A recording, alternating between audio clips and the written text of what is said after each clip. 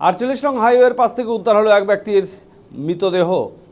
ধূপগুড়ি থানার অন্তর্গত সাকুয়াঝোড়া 1 নং গ্রাম পঞ্চায়েতের সাকুয়াঝোড়া প্রাথমিক স্বাস্থ্যকেন্দ্র সংলগ্ন এলাকা থেকে এই ব্যক্তির দেহ উদ্ধার করে পুলিশ। মৃত ব্যক্তির নাম গোপাল ঠাকুরি, বয়স আনুমানিক 57 বছর।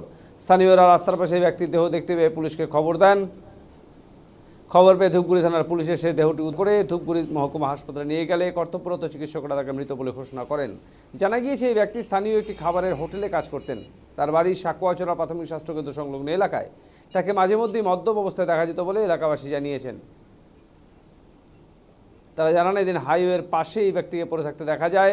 এরপর পুলিশে খবর দেওয়া হয়, পুলিশ এসে দেহটি উদ্ধার করে নিয়ে যায়। তবে কিভাবে এই ব্যক্তির মৃত্যু হলো তদন্ত চালাচ্ছে পুলিশ। পুলিশ সূত্রে জানা গেছে ঘটনার তদন্তের পরে জানা যাবে মৃত্যুর আসল কারণ।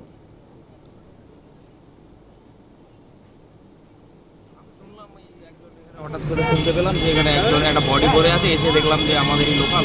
আচ্ছা। হ্যাঁ, আর দুটো হসপিটালে পেশেন্টই পাঠানো। আচ্ছা, মানে কিভাবে মৃত্যু হয়েছে এখনো জানা যায়নি? না, এটা বুঝতে পারিনি, এখনো পুলিশ এসে নিয়ে গেল। হ্যাঁ, আপাতত ক্লিনিকের পরে কি নাম? গোপাল ঠাকুর। বাড়ি কোথায়?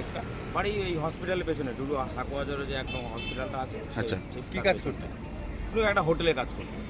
এমনি কোনো মেন্টালিটি প্রবলেম আছে নাকি? না না না, তবে উনি একটু নেশাগ্রস্ত অবস্থায় থাকতো সব সময়। কোথায় পাওয়া গেল দেহ? রাস্তার ধারেই? এটা রাস্তার ধারেই পাওয়া গেলো, এখানে একদম প্রাইমারি স্কুলের ঠিক অবস্থা। কালারটা পুরো বলে 17